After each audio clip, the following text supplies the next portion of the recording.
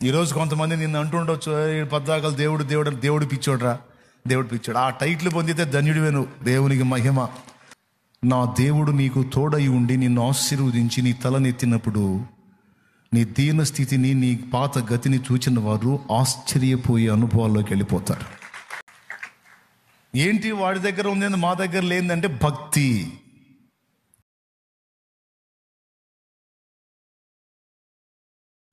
దేవుడికి ఇష్టమైన మనస్తత్వాన్ని సాధన చేసుకున్నాడు దావీదు.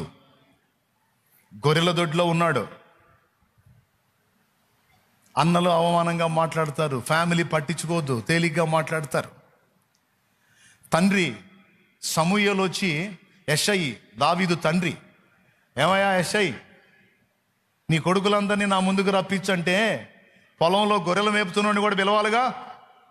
కొడుకు కదూ, కొడుకా కాదా? ఆహా. మిగిలిన వాళ్ళందరినీ నిలబెట్టాడు. తడవకొకడిని ముందుకు తీసుకొస్తున్నాడు. వీడు పొడుగ్గా ఉన్నాడు, వీడు మనిషి అందంగా ఉన్నాడు, వీడిని దేవుడు కోరుకుంది అనుకుంటే దేవుడు హాప్ అంటున్నాడు.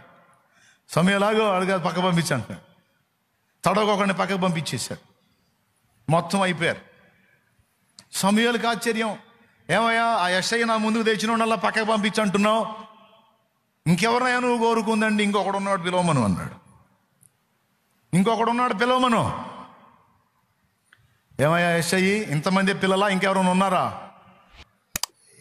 ఇంకను అంటే ఒకడు ఉన్నాడండి, వాడు చిన్నోడు, వాడికి ఇవన్నీ తెలియవు, అందుకని అండి గొర్రెలకు పెట్టా. నా లెక్కలో లేడు, పిలవమంటే పిలిపిస్తా. కాబట్టేగా వీళ్ళని చూపించింది. నీ కుమారులందరినీ నా ఎదుటికి రప్పించన్నప్పుడు దావీదును కూడా పిలిపించేది ఉండే, కానీ పిలిపించలా. ఎందుకు? తండ్రి కంట్లో దిశాయించలా. అన్నలు లెక్క చేయరు. చివరోడు అందరి పెత్తనాలు ఆయన మీదే.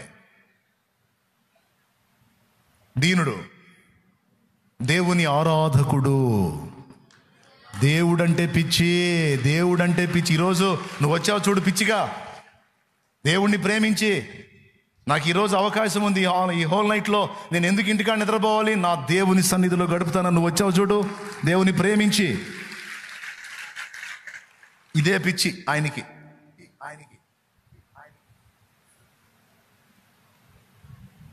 పాపం గొర్రెల దగ్గర కాచుకుంటా ఉన్నాడు, దేవుణ్ణి ఆరాధించుకుంటా ఉంటాడు. ఎప్పుడు దేవుడి పిచ్చే.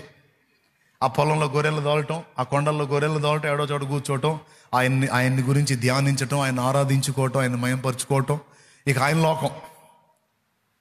నేను రాజును కావాలి, నేను ప్రజల మీద పెత్తనం చేయాలి, నేను ఏదేదో కావాలని అలా అనుకోవాల. పాపం, నాకు దేవుడు నిర్ణయించిన లైఫ్ ఇదే, పర్వాలేదు దేవునికే స్తోత్రం అనుకున్నాడు, బతుకుతున్నాడు. కబురు వచ్చింది, దావీదు ఇంటికాడ నుంచి నేను రమ్మని పిలుస్తున్నారు, నీకోసం ప్రవక్త వచ్చాడుదా. వెళ్ళాడు. అల్లంత దూరంలో ఉండగానే దేవుడు మాట్లాడితే, అదిగో నేను కోరుకున్నవాడు వస్తున్నాడు, వాని మీద తైలం పోయమన్నాడు. అదిగో నేను కోరుకున్నవాడు వస్తున్నాడు, వాని మీద తైలం పోయాను. దేవునికి మహిమ కలుగునుగాక. అమాయకంగా చూసుంటాడు, ఏం జరుగుతుందో అర్థం కాక. వాళ్ళందరూ నిలబడి ఎగాదిగా చూసుండొచ్చు. అన్నలో మా దగ్గర లేనిదేందో వాడి దగ్గర ఉందేందో, ఈయన ఎట్లుందంటే మమ్మల్ని పిలిచి అవమానపరిచినట్టుంది అని మొఖాలు ఎట్ట పెడతారండి? తమ్ముడిని అభిషేకిస్తున్నారు అని పెడతారా ఫేస్? వాళ్ళందరినీ పక్కకి నెట్టినందుకు కొంచెం నొప్పి కలిగిద్దిగా.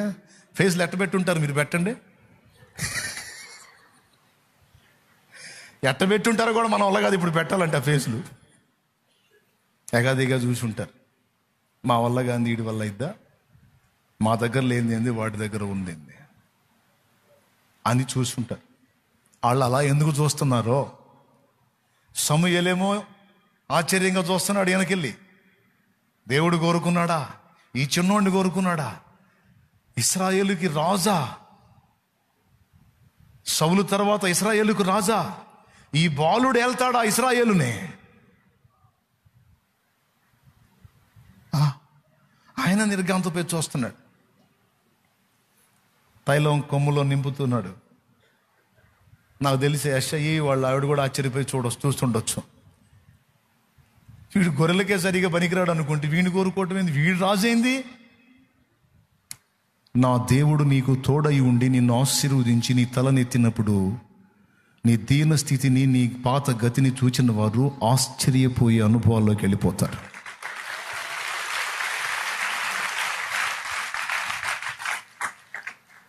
ఏంటి వాడి దగ్గర ఉంది మా దగ్గర లేదంటే భక్తి, విశ్వాసం, ఆత్మీయత, అన్నిటికంటే ముఖ్యంగా దేవుణ్ణి ప్రేమించే మనసు. దేవుణ్ణి ప్రేమించే మనసు. ఈరోజు కొంతమంది నిన్ను అంటుండొచ్చు, పద్దాకలు దేవుడు దేవుడు దేవుడు పిచ్చోడ్రా, దేవుడు పిచ్చోడు. ఆ టైట్లు పొందితే ధన్యుడివే నువ్వు, దేవునికి మహిమ. ఆ టైట్లు పొందితే ధన్యురాలివే. దేవుడు పిచ్చిదే, ఎప్పుడు దేవుడు దేవుడు దేవుడు దేవుడు దేవుడు. మరి దేవుడు కాక మరి ఎవరు అనాలా? అంత తోడు ఎవడున్నాడు ఈ ప్రపంచంలో? దేవుడే మెయిన్. తెచ్చి వాళ్ళ అన్నల ముందు నిలబెట్టి కొమ్ము తైలం తీసుకొచ్చి ఆ చిన్నవాని మీద పోసి, సౌలు పని అయిపోయింది, సౌలు తరువాత ఇశ్రాయేలుకు రాజు ఇతడే అని తైలం పోశాడు.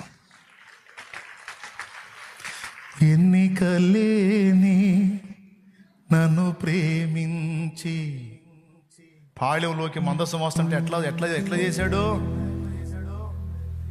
వస్త్రాలు పోయింది కూడా పట్టించుకోవాలా.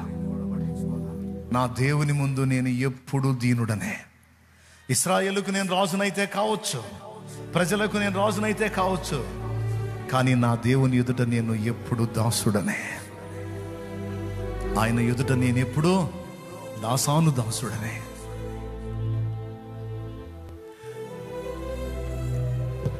అదిగో తెరల మధ్య యెహోవా మందసం.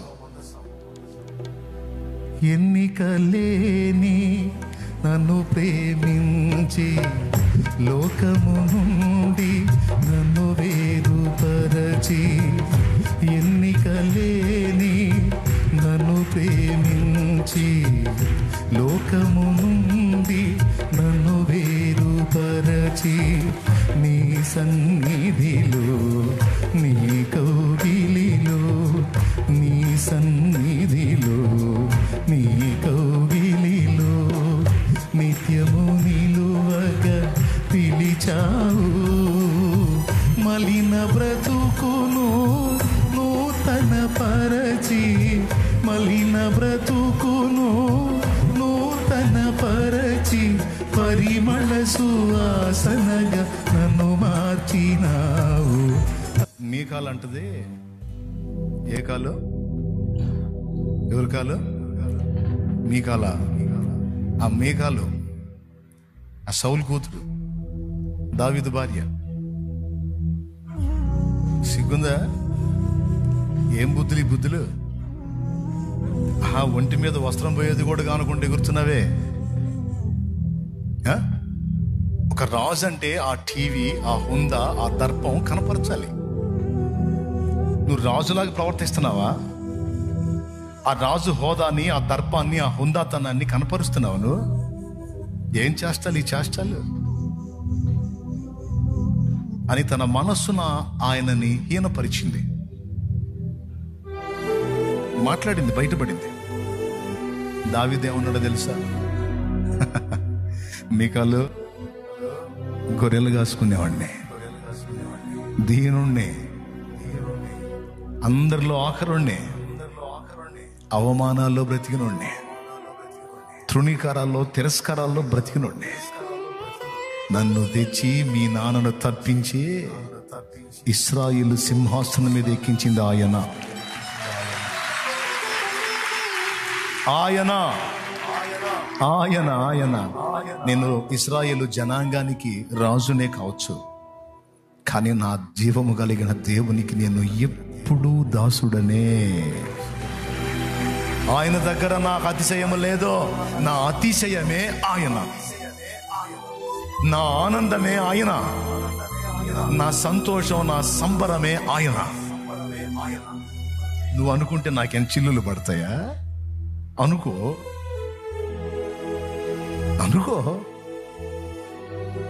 ఎవరో ఏదో అనుకోవాలని నేను చేయట్లా. నా దేవుడు సంతోషపడితే నాకంతే చాలు.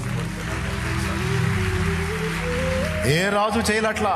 చూసుకోండి తర్వాత ఏ రాజునైనా, ఇశ్రాయేల్ రాజుల్లో ఏ రాజునైనా, సౌలు మొదలుకొని ఆఖరి రాజు వరకు మీరు చూడండి, ఏ రాజు అయినా సరే, ఆఖరి సొలొమోనుతో సహా ఎవరు చేయలే. కానీ దావీదు దీనుడై దేవుని సన్నిధిలో గోజాడుకున్నాడు. కృతజ్ఞతా బుద్ధి కలిగిన వాడై జీవించాడు.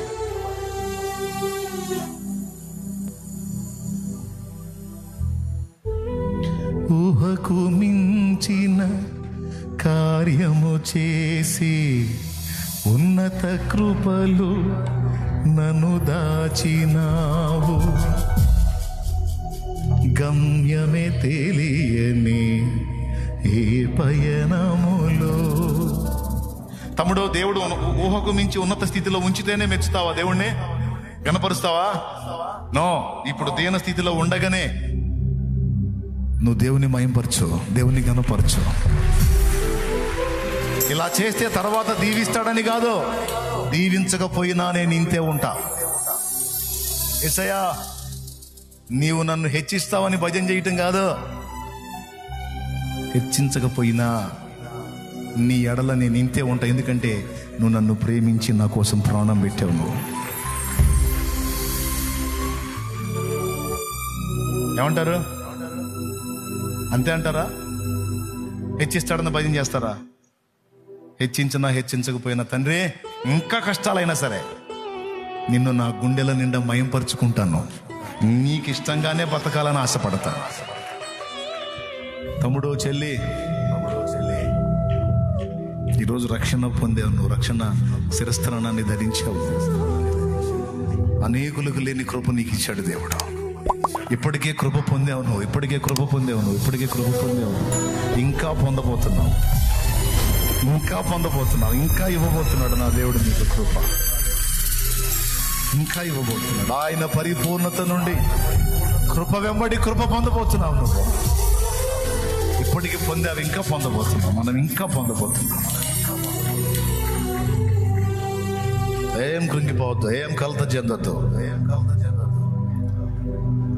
కొద్ది కాలం తాళ్ళు దేవుని బలమైన కార్యాలు చూడబోతున్నావు. నిరాశపడద్దు, నిరుత్సాహపడద్దు. దేవుని ముందు ప్రవర్తనను జాగ్రత్త పరచుకో.